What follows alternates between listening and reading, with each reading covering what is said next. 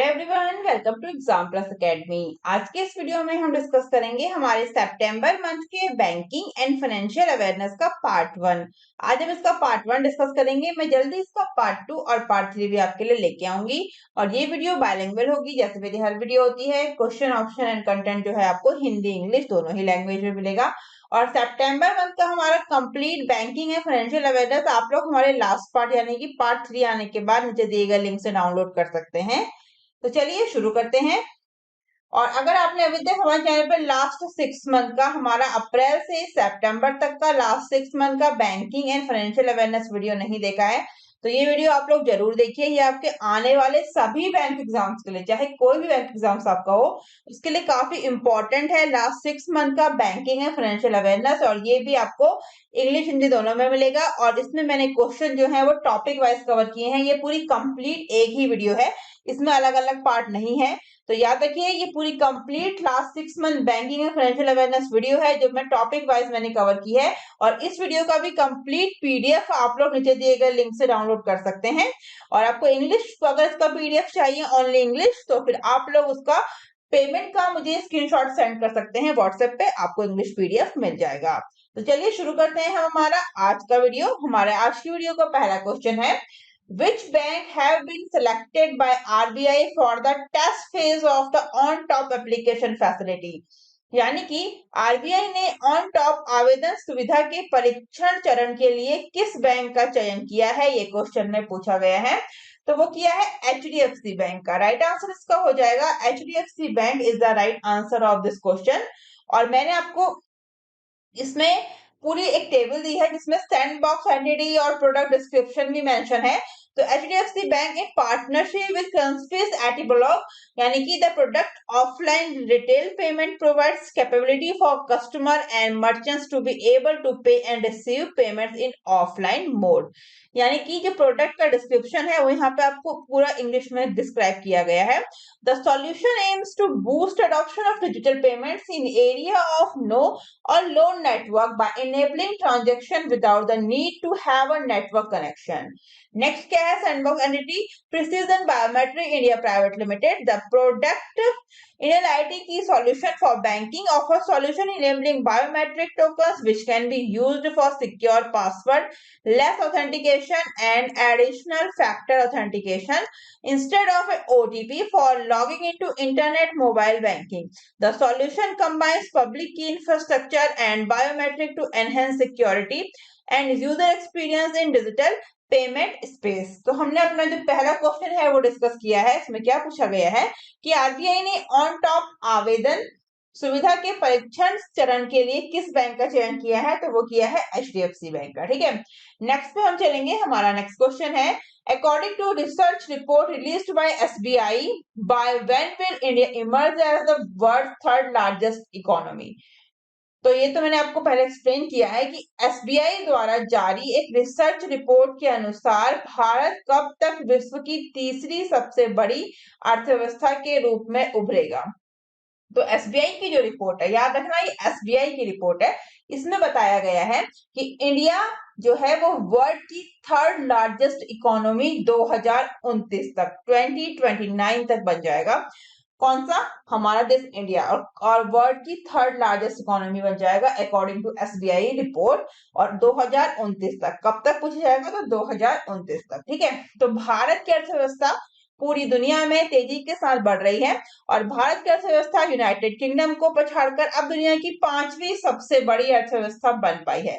तो अभी जो है, अभी तो यूके को पछाड़ के अभी इंडिया जो क्या है 5वीं जो है वर्ल्ड की लार्जेस्ट इकोनॉमी है। तो इंडिया की इकोनॉमी है वर्ल्ड 5th लार्जेस्ट इकोनॉमी अभी। और ये जो एसबीआई की रिपोर्ट है इसमें बताया गया है कि 2029 तक जो इंडियन इकोनॉमी है हमारे देश की, वो भारतीय अर्थव्यवस्था वर्ल्ड थर्ड लार्जेस्ट इकोनॉमी बन जाएगी 2029 तक। तो दोनों क्लियर हो जाने चाहिए। अभी जो इंडिया है अभी है 5th लार्जेस्ट इकोनॉमी और 2029 तक बन जाएगी थर्ड लार्जेस्ट इकोनॉमी। ठीक है, दोनों क्लियर होने चाहिए, बिल्कुल साफ साफ, कंफ्यूज नहीं होना है। क्या बोला गया है इसमें कि इन्हीं बदलावों के साथ मौजूदा विकास दर के हिसाब से भारत 2027 में जर्मनी और 2029 तक जापान से बड़ी अर्थव्यवस्था बन जाएगा।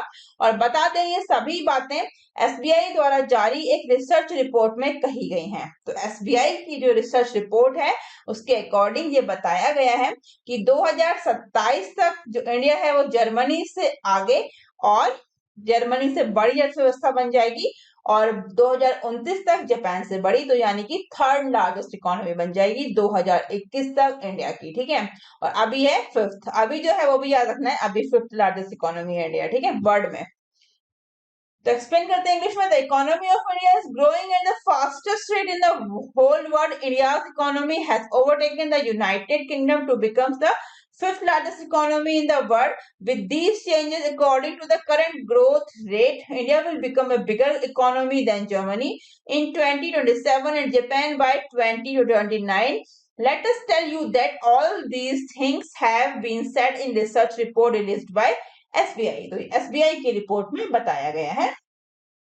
इसी क्वेश्चन के रिगार्डिंग अगर इंपॉर्टेंट पॉइंट्स डीप में दिए गए हैं, आप इनको जरूर पढ़िए, वीडियो को पॉज करके पढ़िए या फिर पीडीएफ डाउनलोड करके पढ़िए।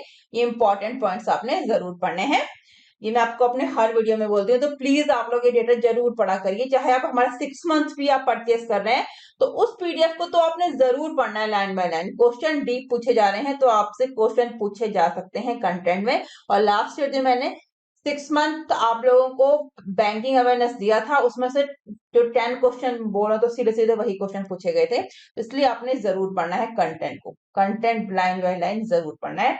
जो वीडियो देखते हैं वो वीडियो को पॉज करके पढ़िए और जो पीडीएफ परचेस करते हैं वो पीडीएफ को लाइन बाय लाइन पढ़िए। ठीक है, चलेंगे हम हमारे नेक्स्ट क्वेश्चन पे। हमारा नेक्स्ट क्वेश्चन है India overtook which country to become the fifth largest economy in the world? तो किस देश को पछाड़कर भारत दुनिया की 5वीं सबसे बड़ी अर्थव्यवस्था बन गया है?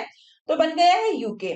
यूके को पछाड़कर भारत दुनिया की फिफ्थ लार्जेस्ट इकोनॉमी बन गया है। प्रीवियस में मैंने डिस्कस कर ही लिया है इस क्वेश्चन को पूरा डिटेल में कि अभी करंट में क्या है, फिफ्थ लार्जेस्ट इकोनॉमी किसको पछाड़कर, तो वो है यूके को पछाड़कर।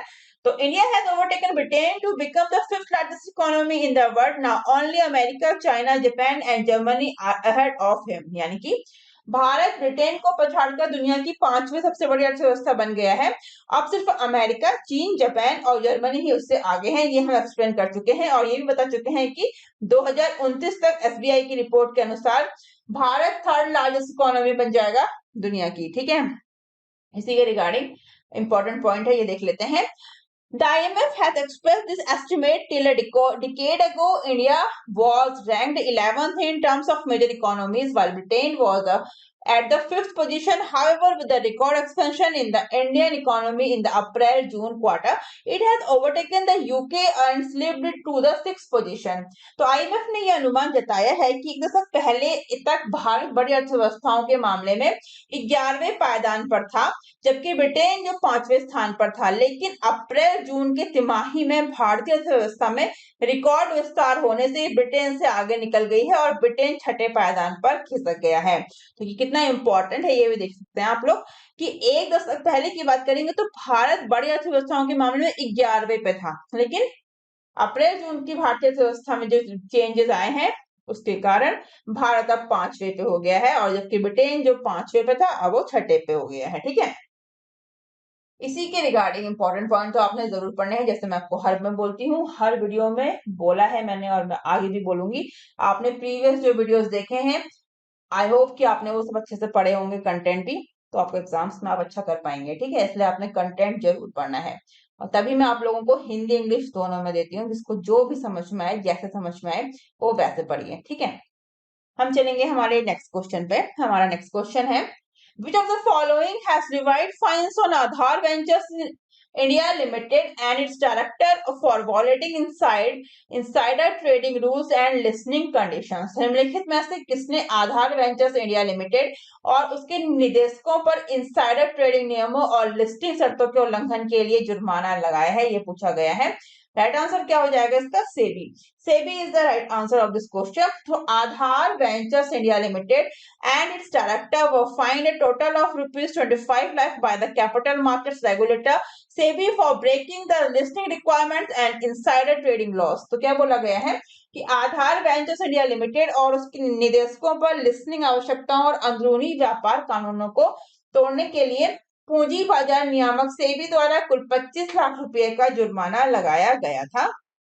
इसी के रिगार्डिंग अदर इंपॉर्टेंट पॉइंट आप देख सकते हैं। हम चलेंगे हमारे नेक्स्ट क्वेश्चन पे। हमारा नेक्स्ट क्वेश्चन है Tamil Nadu mercantile bank limited has announced the appointment of dash as the managing director and CEO. तो तमिलनाडु मर्केंटाइल बैंक लिमिटेड ने डैश यानी कि किसको अपना एमडी और सीईओ के रूप में नियुक्त करने की घोषणा की है, ये क्वेश्चन में आपसे पूछा गया है। तो इसका इनका क्या नाम है? इनका नाम है कृष्णन शंकर सुब्रमण्यम। ठीक है, क्या नाम है इनका? कृष्णन शंकर सुब्रमण्यम। तो तूतीकोरिन स्थित तमिलनाडु मर्केंटाइल बैंक लिमिटेड ने 3 साल के लिए कृष्णन शंकर सुब्रमण्यम उर्फ एस कृष्णन को एमडी और सीईओ के रूप में नियुक्त करने की घोषणा की है। किसने? टीएमबी तमिलनाडु मर्केंटाइल बैंक ने। ठीक है, उनकी नियुक्ति को भारतीय रिजर्व बैंक द्वारा 18 अगस्त 2022 के अनुमोदन पत्र के अनुसार अनुमोदित किया गया था। यानी कि the Tuticorin based Tamil Nadu Mercantile Bank Limited has announced the appointment of Krishnan Sankasubramaniam as the MD and CEO with the effect for 3 years. His appointment was approved by the RBI pursuant to its letter of approval date August 18, 2022। इसी question के regarding other important point है। बात करेंगे Tamil Nadu mercantile bank limited की। तो founded 11th of May 1921 और headquarter कहाँ है इसका? टूटीकोरिन तमिलनाडु में। चलेंगे नेक्स्ट पे। हमारा नेक्स्ट क्वेश्चन है Goldman Sachs has reduced India's GDP growth forecast for 2022 from 7.6% to what percent? तो Goldman Sachs has reduced India's GDP growth forecast for 2022 from 7.6% to what percent? तो कितना है ये? 7% इसका सही आंसर हो जाएगा। तो गोल्डमैन सैक्स ने भारत के लिए अपने विकास अनुमान को संशोधित किया है। अप्रैल से जून के दौरान उम्मीद से कम वृद्धि ने चालू वित्त वर्ष के विकास कानूनों के लिए नकारात्मक जोखिम को 40 आधार अंकों तक बढ़ा दिया है। यानी कि गोल्डमैन सैक्स has revised lower its growth projection for India a lower than expected growth during April to June increased the negative risk to current fiscal year growth predictions by 40 basis points। ठीक है, इसी के regarding important point है, आप देख सकते हैं Hindi English दोनों में। हम चलेंगे हमारे नेक्स्ट क्वेश्चन पे। हमारा नेक्स्ट क्वेश्चन है Moody's has reduced India's GDP estimate to what percent? तो Moody's ने भारत का जीडीपी अनुमान घटाकर कितने परसेंट किया है? तो वो किया है 7.7%। मूडीज ग्लोबल मैक्रो आउटलुक 2022-23 के अध्ययन के अनुसार भारत के केंद्रीय बैंक को इस वर्ष एक कठोर मुद्रा बनाए रखने और घरेलू मुद्रास्फीति के दबाव को बढ़ने से रोकने के लिए 2023 में मामूली प्रतिभात्मक नीतिगत रुख बनाए रखने का अनुमान है। यानी कि according to Moody's global macro outlook 22-23 studies India central bank is anticipated to maintain a hawkish posture this year and keep moderately restrictive policy stance in 2023 to prevent domestic inflationary pressures from escalating। ठीक है, इसी के regarding important point आप देख सकते हैं। हम चलेंगे हमारे नेक्स्ट क्वेश्चन पे। हमारा नेक्स्ट क्वेश्चन है Which of the following bank has partnered with ADB to support supply chain financing? तो निम्नलिखित में से किस बैंक ने आपूर्ति श्रृंखला वित्त पोषण का समर्थन करने के लिए एडीबी के साथ भागीदारी की है? तो वो की है इंडसइंड बैंक ने। राइट आंसर क्या हो जाएगा इसका? IndusInd bank is the right answer of this question. तो इंडसइंड बैंक एक प्राइवेट सेक्टर बैंक ने भारत में अपनी श्रृंखला वित्त समाधानों को समर्थन और बढ़ावा देने के लिए एडीबी के साथ साझेदारी की घोषणा की है। 560 करोड़ रुपए के शुरुआती निवेश के साथ इंडसइंड बैंक ने दावा किया कि उसने भारत में एससीएफ समाधानों को आगे बढ़ाने के एकमात्र उद्देश्य के साथ एडीबी के साथ आंशिक गारंटी कार्यक्रम पर हस्ताक्षर किए हैं। यानी कि इंडसइंड ने private lender announced a partnership with the ADB to support and promote supply chain finance solution in India with an initial investment of ₹560 crore। The IndusInd bank claimed it had signed a partial guarantee program with ADB with the sole purpose of purchasing SCS solutions in India। इसी question के regarding other important points आपको दिए गए हैं content में, Hindi English दोनों में ही, काफी इंपॉर्टेंट है, जरूर पढ़ना है। बात करेंगे इंडसइंड बैंक की, तो चेयरमैन है अरुण तिवारी, सीईओ है सुमन कटपालिया। किसकी बात हो रही है यहाँ पे? इंडसइंड बैंक की। चलेंगे नेक्स्ट पे, हमारा नेक्स्ट क्वेश्चन है According to RBI data, the All India House Price Index rose by dash year on year in the first quarter of 22-23। यानी कि RBI के आंकड़ों के अनुसार 2022 से इसकी पहली तिमाही में Akhil Bharatiya house price index साल दर साल डैश बढ़ा है। कितना बढ़ा है? तो 3.5% बढ़ा है। तो भारतीय रिजर्व बैंक द्वारा सार्वजनिक की गई जानकारी के अनुसार 2022 से इसकी पहली तिमाही के दौरान Akhil Bharatiya house price index में साल दर साल 3.5% की वृद्धि हुई है। जनवरी और मार्च के बीच HPI में 1.8% की वृद्धि हुई और 2021-22 के अप्रैल और जून के बीच 2% की वृद्धि हुई है। यानी कि the all India house price index increased by 3.5% year over year during the first quarter of 23 according to information made public by Reserve Bank of India। The HPI increased by 1.8% between January and March and by 2% between April and June of 21-22। इसी question के regarding other important point आपको दिए गए हैं, आप लोग देख सकते हैं। हम चलेंगे हमारे नेक्स्ट क्वेश्चन पे। हमारा नेक्स्ट क्वेश्चन है SBI cards launched cashback SBI card in India. Where is the SBI card headquarters located? तो SBI कार्ड ने भारत में कैशबैक SBI कार्ड लॉन्च किया है। SBI कार्ड का हेडक्वार्टर कहाँ पे स्थित है, ये पूछा गया है। तो वो है गुरुग्राम में। राइट आंसर क्या हो जाएगा? गुरुग्राम।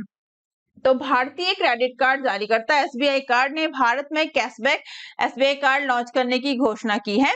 और जैसा कि कंपनी का दावा है कि कैशबैक SBI कार्ड उद्योग का पहला कैशबैक केंद्रित क्रेडिट कार्ड है, जो कार्ड धारकों को बिना किसी मर्चेंट प्रतिबंध के सभी ऑनलाइन खर्चों पर 5% कैशबैक अर्जित करने में सक्षम बनाता है। यानी कि Indian credit card issuer SBI card has announced the launch of the Cashback SBI card in India as the company claims Cashback SBI card is the industry first cashback focused credit card that enables cardholders to earn 5% cashback on all online spending without any merchant restriction। तो ये important content है जो मैंने आपको दिया है। हम चलेंगे हमारे नेक्स्ट क्वेश्चन पे। हमारा नेक्स्ट पॉइंट है, ये आप देख सकते हैं। SBI कार्ड की हम बात करेंगे तो SBI कार्ड का हेडक्वार्टर है गुरुग्राम हरियाणा में। इसके MD एंड CEO है रमा मोहन राव अमारा और फाउंडेड इन अक्टूबर 1998। किसकी बात हो रही है यहाँ पे? SBI कार्ड की। चलते हैं नेक्स्ट पे। हमारा नेक्स्ट क्वेश्चन है Which bank has signed an agreement with the National Minorities Development and Finance Corporation यानी कि NMDFC for the development of financial accounting software and mobile application। यानी कि वित्तीय लेखांकन सॉफ्टवेयर और मोबाइल एप्लीकेशन के विकास के लिए किस बैंक ने राष्ट्रीय अल्पसंख्यक विकास और वित्त निगम के साथ एक समझौते पर हस्ताक्षर किए हैं? तो वो किए हैं ICICI बैंक ने। राइट आंसर क्या हो जाएगा? ICICI bank. ICICI बैंक और NMDFC ने समझौता किया। राष्ट्रीय अल्पसंख्यक विकास और वित्त निगम ने घोषणा की कि उसने मोबाइल एप्लीकेशन और वित्तीय लेखा सॉफ्टवेयर के निर्माण के लिए ICICI बैंक के साथ एक समझौता किया है। यानी कि ICICI bank and NMDFC Inc. an agreement. The National Minorities Development and Finance Corporation announced that it had entered into an agreement with ICICI Bank for the creation of mobile application and financial accounting software. इसी question के regarding other important point दिए गए हैं, आप देख सकते हैं। हम चलेंगे हमारे नेक्स्ट क्वेश्चन पे। हमारा नेक्स्ट क्वेश्चन है Alappuzha has been declared as which fully digital banking district. तो अल्लापुजा को कौन सा पूर्ण डिजिटल बैंकिंग जिला घोषित किया गया है? वो किया गया है 5वां। ठीक है, अल्लापुजा राज्य का 5वां पूर्ण रूप से डिजिटल बैंकिंग जिला बन गया है और इस संबंध में भारतीय रिजर्व बैंक केरल और लक्षद्वीप के क्षेत्रीय निदेशक थॉमस मैथ्यू की ओर से घोषणा की गई है। Allappuzha has become the 5th fully digital banking district in the state. A declaration was made by RBI Kerala and Lakshadweep Regional Director Thomas Matthew regarding this। तो ये क्वेश्चन इंपॉर्टेंट है exams के पॉइंट ऑफ व्यू से भी। ठीक है, तो इस पहल का the part of the initiative at least digital transaction facilities such as debit card, internet banking, mobile banking and unified payment interface and many other facilities has been enabled 26 lakh saving or current accounts in 29 banks in the district। चलेंगे next पे, हमारा next question है, as per the latest SBI eco wrap report India gross domestic product growth rate in the April June quarter of the ongoing fiscal is expected at dash. तो नवीनतम SBI eco wrap report के अनुसार चालू वित्त वर्ष की अप्रैल जून तिमाही में भारत के जीडीपी की वृद्धि दर डैश होने की उम्मीद है। तो जीडीपी प्रोडिक्शन जो है, अभी आपका जो एग्जाम आने वाला है उसके लिए आप जरूर देख के जाइए मेरे वीडियोस, क्योंकि ये अभी चेंज नहीं होंगे। लेकिन जो प्रीवियस मैंने आपको जीडीपी प्रोडिक्शन बताया है उसमें चेंजेस आ गए हैं, तो इसलिए आपने करंट वीडियो देख के जाना है एग्जाम में जब भी आप देने जाए। जो भी मेरे करंट वीडियो हो जीडीपी प्रोडिक्शन को लेके, आपने वही वीडियो देखना है, क्योंकि प्रीवियस वाले में चेंज होते रहते हैं। ठीक है, इसका राइट आंसर क्या हो जाएगा? 15.7% इज द राइट आंसर। वित्त वर्ष 2013 की पहली तिमाही में भारत की जीडीपी वृद्धि जो है, India GDP growth in quarter one of financial 23, India GDP is expected to rise by 13% in quarter one financial year 23 according to rating agency ICRA, 15.7 in quarter one financial year 22 and 16.2% in quarter one financial year 23 according to SBI. Even though the gross domestic product data for the April-June 2022 2022 quarter analysis growth projection range from 13% to 16.2%, यानी कि वित्त वर्ष 2013 की पहली तिमाही में भारत की GDP वृद्धि एसबीआई की रिपोर्ट के अनुसार, रेटिंग एजेंसी ICRA के अनुसार क्वार्टर वन फाइनेंशियल ईयर 23 में भारत की जीडीपी में 13% की वृद्धि होने की उम्मीद है, और क्वार्टर वन फाइनेंशियल ईयर 2022 में 15.7% और क्वार्टर वन फाइनेंशियल ईयर 23 में 16.2% है। भले ही अप्रैल जून 2022 तिमाही 31 अगस्त के लिए सकल घरेलू उत्पाद यानी कि जीडीपी के आंकड़े विश्लेषकों का विकास अनुमान 13% से 16.2% तक है।